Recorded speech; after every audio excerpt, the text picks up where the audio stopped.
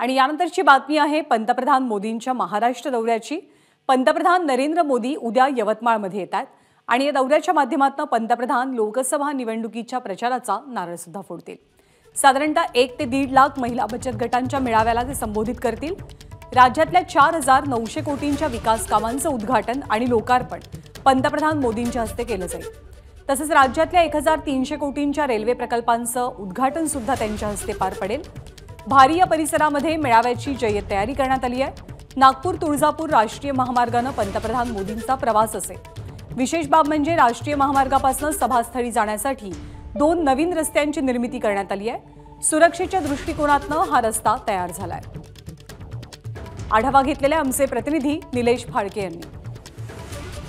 पंतप्रधान नरेंद्र मोदी यांचा 28 फेब्रुवारीला यवतमाळ जिल्ह्यात मोठा मेळावा होत आहे आणि त्या दृष्टिकोनातून इथे या ठिकाणी जर पाहिलं तर त्यांच्या येण्यासाठी एअरपोर्टपासून जवळपास नागपूर तुळजापूर हायवेपासून लगत जो आतमध्ये सभा मंडपापर्यंत येण्याचा जो मार्ग आहे तो जवळपास 1100 मीटरचा आहे। म्हणजे 1 किलोमीटरचा जवळपास हा रस्ता नव्याने तयार करण्यात आलेला आहे। या रस्त्यावरून पंतप्रधान नरेंद्र मोदी येतील किंवा जातील अशा या पद्धतीने 2 ते 3 रस्ते या भागात बनवण्यात आले आहेत। त्या रस्त्याच्या कडेला बॅरिकेडिंग करण्यात आली आहे, जाळी लावण्यात आली आहे 8 फूट उंचीचे आणि त्याला पूर्ण कापडी पडद्याने त्याला झाकण्यात येणार आहे आणि त्याच्या समोर सुद्धा एका लाकडी बॅरिकेडिंग राहणार आहे। एकंदरीत सुरक्षेच्या दृष्टिकोनातून हा रस्त्याचे सभा मंडपापर्यंत तयार करण्यात आलेला आहे।